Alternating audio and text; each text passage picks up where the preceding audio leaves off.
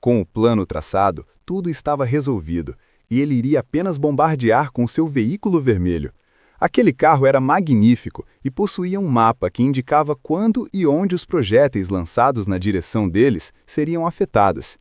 Era hora de nosso guerreiro Kim mostrar quem ele era. Para o espetáculo que faria, ele acionou suas habilidades características de pilotagem, determinado a provar ser o melhor ao volante. Kim acelerou ao máximo para ganhar impulso e falou com seu veículo: "Vamos dar tudo de nós!" O bombardeio começou para valer. Ele não estava nem um pouco receoso com a possibilidade de falha. Afinal, ele era o guerreiro Kim, e quando colocava algo em sua cabeça, ele o faria. O alarme do carro soou, indicando o perigo e a chegada de um projétil, mas era assim que ele gostava. Tinha que ser para valer, senão a aventura não valia a pena. Acelerou mais um pouco, já que suas habilidades de condução estavam afiadas. O veículo o avisou para ter cuidado, pois as colisões seriam imediatas se ele não desviasse. Mas ele não o fez, segurando o desvio até o último momento, quando realizou uma manobra rápida e brusca. Seus amigos, que estavam no chão, olhavam para cima. A companheira grávida apontou: "Olha, querido, o que será que aconteceu com o guerreiro?" Mas todos sabiam que ele estava bem. Aquele era o guerreiro Kim, o maluco, que agora estava prestes a colidir contra aquela aeronave. Era top demais, pensou. Ele tinha se transformado em um só com o veículo, uma nova característica que o ajudaria a se tornar uno com o carro. Isso era impressionante. Todas as suas manobras eram friamente calculadas. Era como se ele e o veículo soubessem exatamente o que fazer e onde ir. Os bárbaros vikings ficaram apavorados, achando que o guerreiro era louco. As colisões começaram e os inimigos voavam para todos os lados. Os vikings não sabiam que o guerreiro Kim era tão insano. Um deles até gritou: "Por que um paladino de Thor faria algo assim?" No entanto, o guerreiro que segurava seu martelo avisou que não era devoto de Deus nenhum. Pelo contrário, ele apenas acreditava em suas incríveis habilidades, adquiridas durante o jogo. É claro que para aquelas pessoas, isso não fazia o menor sentido. Agora, ele mostraria para que servia aquele martelo e o usaria sem dó. "É tarde demais", avisou ele. "Não adianta mais chamar o seu Deus, ou seja lá quem for." Com isso, ele partiu com tudo para cima daquele viking. Ele iria simplesmente botar para quebrar. A explosão foi colossal. "Agora só falta nosso amigo conseguir acalmar este lugar", respondeu um dos companheiros. O guerreiro Kim, contudo, estava de frente para diversos painéis de condução e não sabia exatamente o que fazer. Foi então que seu carro o avisou que poderia assumir o controle caso o guerreiro quisesse. "Vai lá, camarada, resolva para nós", o guerreiro Kim disse sem hesitar. Rapidamente, o veículo conseguiu domar toda aquela embarcação. Um único carro vermelho conseguiu o que levaria anos para várias pessoas. Agora restava um problema. Para obter a bênção de Freyja, eles precisavam encontrar Fenrir. Mas o guerreiro não se importava, achava que estava no comando e que poderia fazer isso. Por isso, ele pegou o comando da embarcação e se preparou para encontrar o que fosse necessário. Começou a bombardear novamente todas aquelas pessoas lá de baixo. Ele precisava acalmar tudo o mais rápido possível. Em pouco tempo, restavam apenas os restos de todos eles jogados no chão. "Pronto", ele falou. "Podemos cumprir a tal profecia, certo?" O amigo agradeceu, dizendo que, graças ao guerreiro Kim, eles teriam uma dívida enorme com ele. A mulher estava satisfeita e, por isso, deram a ele um antigo papel. Era um pergaminho sagrado, e dali surgiu a própria deusa. Ela mesma iria oferecer sua bênção para a criança que em pouco tempo nasceria. A deusa partiu rapidamente. Mais uma vez, o amigo disse: "Seremos eternamente gratos pela bênção que você nos deixou." O guerreiro estava satisfeito, mas não era apenas agradecimento que ele queria. Aquilo marcava o fim de uma missão. E agora ele tinha o galinho da flor que precisava. Era um item pequeno, mas muito importante. Sem ele, jamais poderia entrar no castelo dos deuses. Ele havia conseguido um consumível que tinha apenas 1% de chance de ser dropado no jogo, e com isso, estava preparado para encontrar um deus. Foi assim que tudo aconteceu. No momento atual. Ele estava abrindo os grandes portões para finalmente conhecer o lado de dentro do castelo dos deuses. Aquele era o grande palácio de Estocolmo. Assim que ele entrou, sentiu a eletricidade pulsar por todo o seu corpo. Era difícil até de respirar, que dirá de se mover. Não demorou muito e o galinho da flor começou a agir. Aquele era o arrependimento dos inaptos. Ele havia levado um item único que o permitia resistir à pressão de um deus, mesmo que não tivesse classe para aquilo. Agora, ele estava de frente para o líder daquele castelo. Foi então que a figura disse: "Oh, finalmente vou encontrá-lo." Aquele era o grande Thor, o deus do trovão. O grande homem olhou para baixo para ver nosso guerreiro. "É claro," ele o cumprimentou. "É um grande prazer conhecê-lo, enfim." Aquele era um mundo diferente, e o guerreiro sabia muito bem aonde estava se metendo. Ele não poupou a pergunta. Era difícil imaginar que alguém além dele mesmo soubesse que ele não era daquele mundo. Por isso, perguntou: "Como você sabia que eu não sou deste mundo? Como soube que sou de um mundo diferente?" Mas era claro, aquele era Thor, ele poderia ver através de tudo.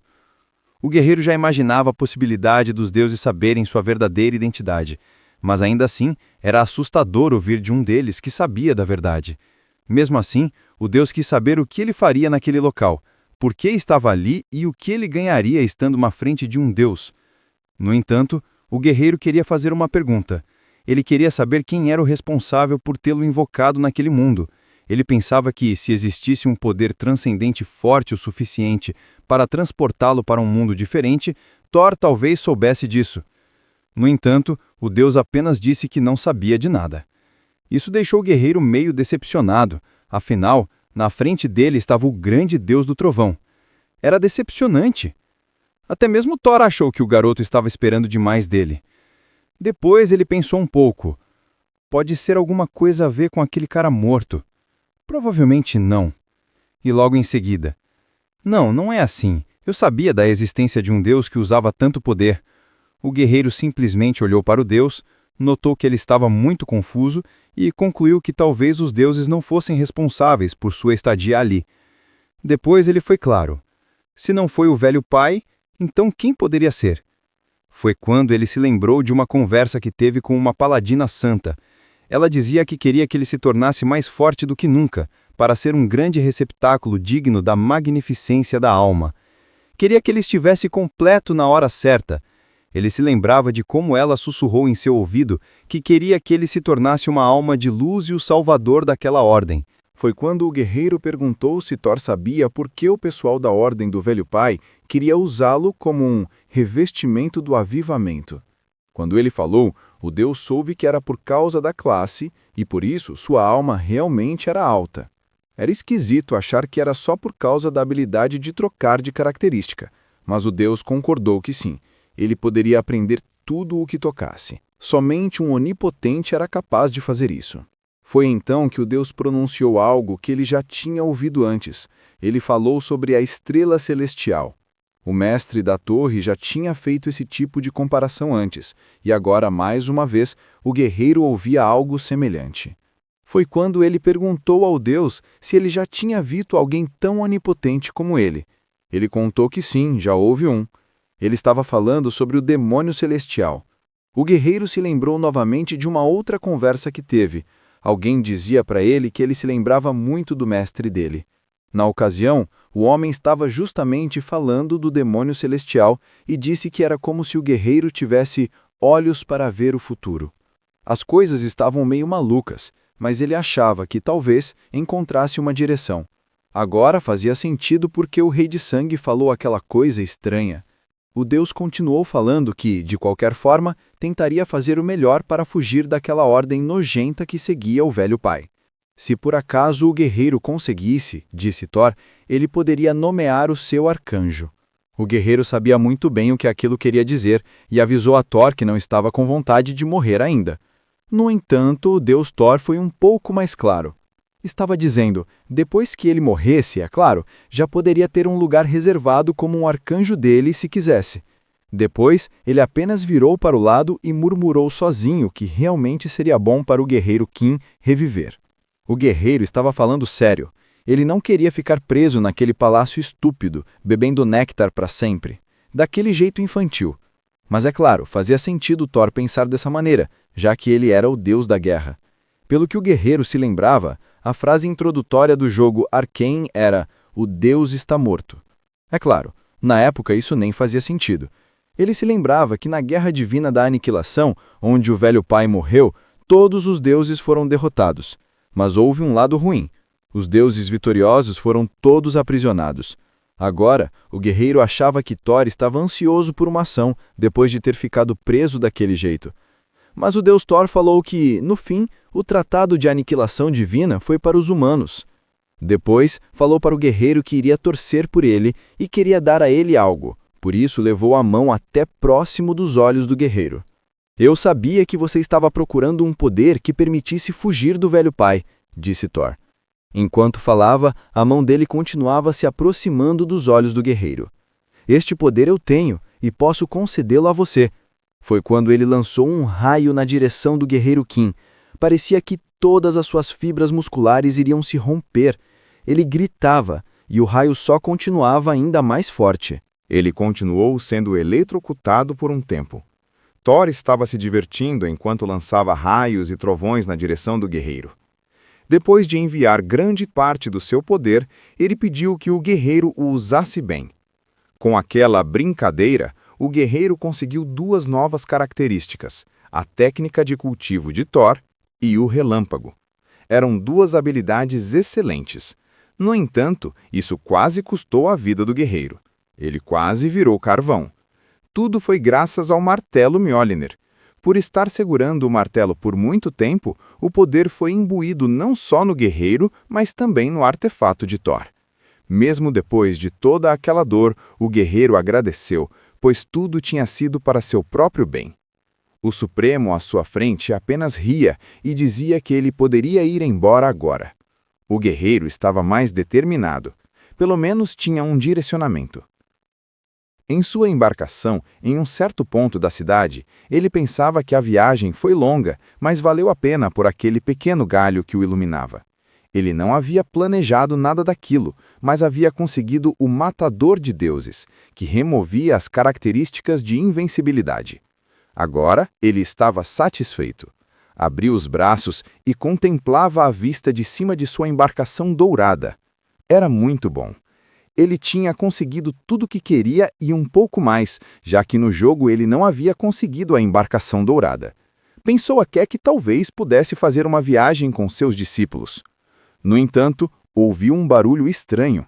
Era uma sirene e ele não entendia o motivo de todo aquele alvoroço.